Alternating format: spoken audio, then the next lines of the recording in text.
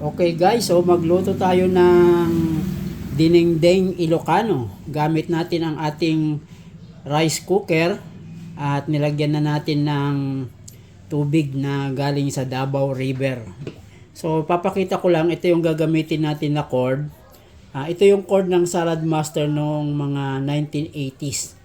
So kahit na nasa 2024 na tayo, ganun katibay yung cord or saksakan ni Salad Master, no? So turn on lang natin, lagay natin sa pinaka max niya na 400, no? Ito 400. So para magpapakulo tayo ng tubig, so saksak natin sa saksakan. Okay, so pinakita ko lang yung cord niya na luma, pero kahit na luma yun, napakatibay niya. Okay, so ang unang ilalagay natin, so meron na tayong tubig, no? So papakuluan natin yan. Ito yung pinaka isa na sangkap sa Ilocano, yung bagoong, no, sabaw, no? So masarap kung makabili kayo dito sa Davao, makabili kayo diyan sa mall, mga yung Lingayen brand, yun yung masarap, no? So lalagyan lang natin siguro mga 20 ml. Mga ganyan lang siya. Okay? Yan. So pagkatapos, lalagyan natin ito yung mga pinaka first na mga ilalagay natin, no? Kaunti lang yung luya natin.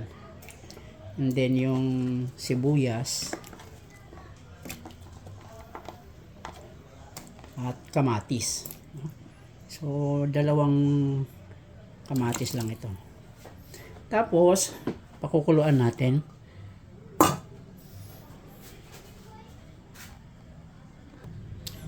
So habang pinapakuluan natin, meron tayong tatlong pirasong tilapia. Isasama natin sa pagpapakulo para magkalasa yung sabaw natin. Okay? Lagyan natin yung tilapia. Okay, so antayin natin kumulo. Pag kumulo ay dahan-dahan nating ilalagay yung mga ibang mga sangkap ng dinengdeng Ilocano. So habang hinihintay natin na kumulo para makatipid tayo sa oras, lagyan natin tong kamote natin. So merong kaunting sweet potato o kamote, no? Yan. Sama natin yan para pag habang kumukulo, kasama na rito sa pagpapalambot. Tapos mamaya ay dudulog tayo ng kaunti dyan sa kamote para maglapot yung sabaw natin. Yan, so antayin natin kumulo.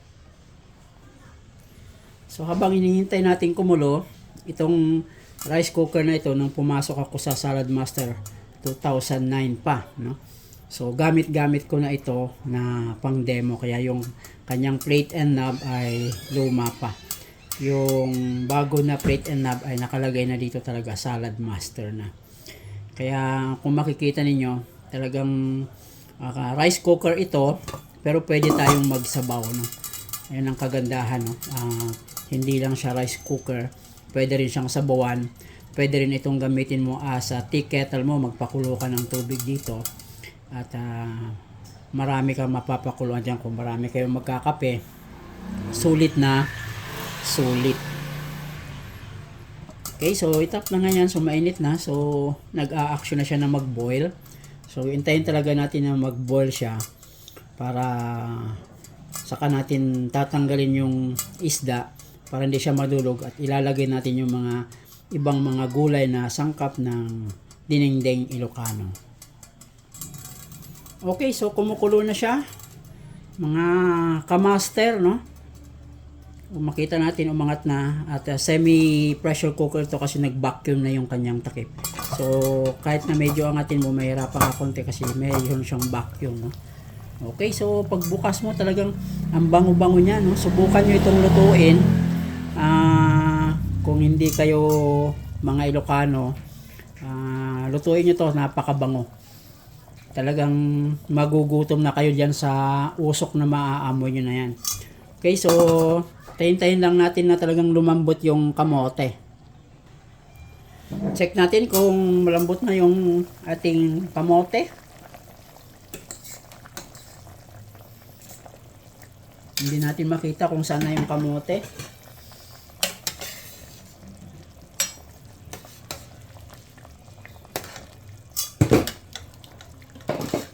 Okay, so gamit tayo ng tinidor. So medyo malambot na, no? Yung kamote natin. Okay, so gagawin natin, yamang nagkaroon na ng lasa yung sabaw natin ng prinito natin na tilapia.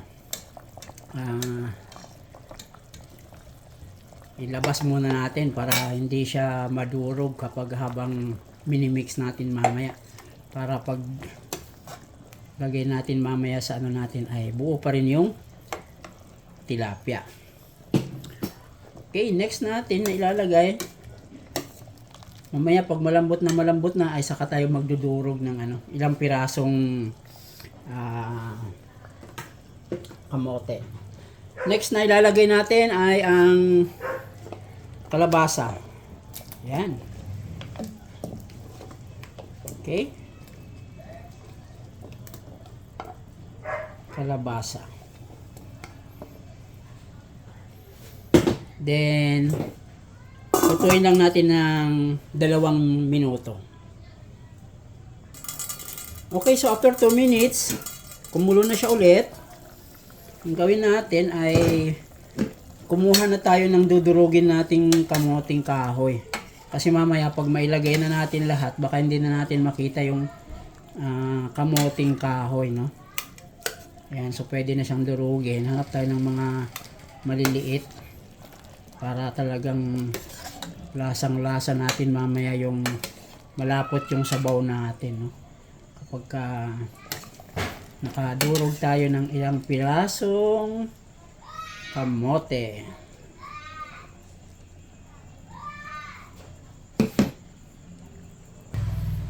Okay, so nakakuha na tayo. So habang umuusok siya, talagang amoy na amoy ko yung napakabangong amoy ng sabaw niya. Talagang magugutom na kaagad kayo kapag kayo ay nagluluto. So ito ngayon yung susunod na ilalagay natin, no? Meron tayong talong, meron tayong okra, meron tayong sitaw, at meron tayong parya, no? So sabay-sabay na ito na ilagay, sabay-sabay na natin ilagay yan. Okay?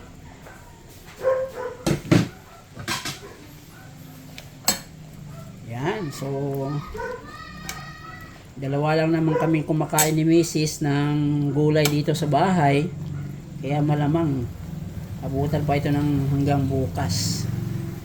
Okay, so antayin natin kumulo.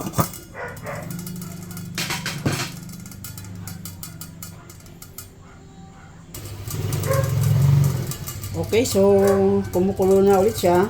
After natin ilagay yung mga gulay natin, ngayon naman ay i-check natin yung kalabasa natin kung malambot na. Okay? Pag malambot na yung kalabasa natin, ilalagay na natin yung ilang mga sangkap. Okay, so malambot na yung kalabasa natin. Napakabilis talaga lumambot yung mga gulay natin dito sa Salad Master, no? Kung ikaw ay Salad Master user, i-comment mo kung anong taon mo nabili yung Salad Master mo at kung yan ba ay set, yan ba ay loose item lang, no? So i-comment mo, no? Kung ikaw naman ay gustong magkaroon ng Salad Master, mag-message ka. At pag-usapan natin kung paano ka magkakaroon ng Salad Master na hindi na lalabas sa bulsa mo. Kaya next natin na ilalagay itong saluyot, no? Saluyot, ewan ko kung anong Bisaya ng saluyot, no? So saluyot ang next natin na ilalagay. Okay, so masarap to kasi madulas-dulas to mamaya. Yan. So lulubog lang natin yung ating saluyot. Mura kasi yung saluyot sa bangkeruhan. Kaya doon kayo bumili, no? I think parang 10 pesos lang ito binili ko pero napakarami. makakatatlong luto kayo doon sa mabibili nyo saluyot. Okay, so tayo lang natin kumulo. Pag kumulo, saka natin na ilalagay yung ibang mga dalawang natitirang ingredients na lang, no? Okay, so talagang kumulo na siya, no? So, talagang tuloy-tuloy na yung kulo na niya. So tayo lang natin na maluto ng konti. So habang niluluto natin yung ating saluyot, ilalagay na natin yung dinurog natin na kamote. Okay, so ito na yung sweet potato para mag-blend na rin siya, no? So para lalapot na yung sabaw natin. Kaya ito yung isa din na magpapasarap mamaya. Kasi sasarap talaga siya kasi sweet potato eh. Ayan. Okay, so nanonood yung bunso ko sa niluluto ko. Hindi naman siya kumakain ng gulay na pampahaba ng buhay. Okay, so hintayin lang natin na kumulo pa ng 1 minuto at ilalagay na natin yung mga last na madaling luto natin. Okay, so kumulo na siya. Lagay natin ang madaling maluto, patola. Madaling maluto yan. Kahit half cook lang ito. Sa amin, sa Ilocano, tinutuno namin to, no? O iniihaw. Sa Bisaya, sinusugba namin, no? Masarap to, pag marami kayong patola or kabatiti, pwede nyo ituno yan, tasaw-saw nyo sa bagoong. Sarap. Okay, pagkatapos, lagyan na natin itong ating tawag nito, alokbati, no? So meron kami sa tanim ng father-in-law ko. So kumuha ko ng kaunti para masarap din. Kung mapapansin nyo, hindi ko pa siya nilalagyan ng pangtimpla na asin kasi yung prinito ko na tilapia ay nilagyan ko ng asin. Tapos meron ka rin siyang sabaw ng bagoong kaya may lasa na yan. Mamaya kapag matapos niya ito, sabagay tawag doon, pinakuluan na natin kanina kaya nakuha na niya rin yung nito. Nakuha niya na yung alat doon sa pinangtimpla natin ng ating prinito, no? So titikman na lang natin ngayon kung kailangan pa ba tayo maglagay ng dahil nailagay na natin lahat ng mga gulay ng Dinengdeng Ilocano. So titikman na natin kung kailangan pa tayong maglagay ng tawag no na pampalasa or asin.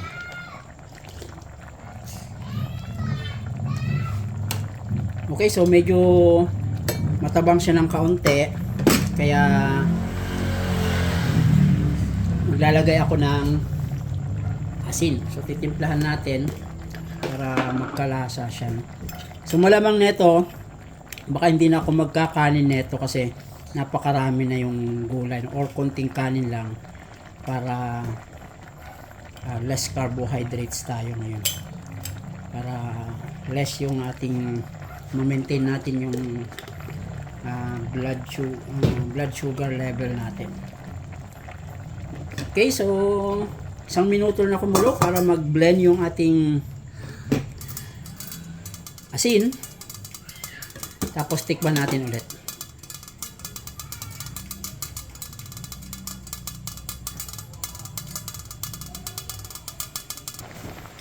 Kulang pa ng asin kaya dagdagan natin.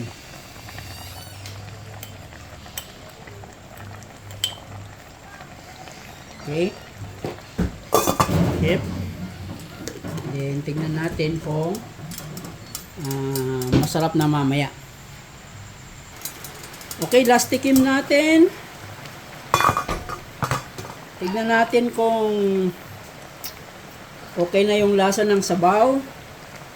At yan, don't touch. Tamang-tama, ang sarap. Ang sarap talaga niya, yung sabaw pa lang. Sabaw pa lang, ulam na. Panalo. Kaya mag-serving tayo para makita nyo yung mga ilang mga sangkap, no? So ito turn off na natin kasi napakatagal bago pa lumamig ito. Yun ang kagandahan ng Salad Master, no? Matagal siya bago lumamig yung sabaw nyo dito. Okay, bigyan natin ng saluyot, alokbate. Ayan.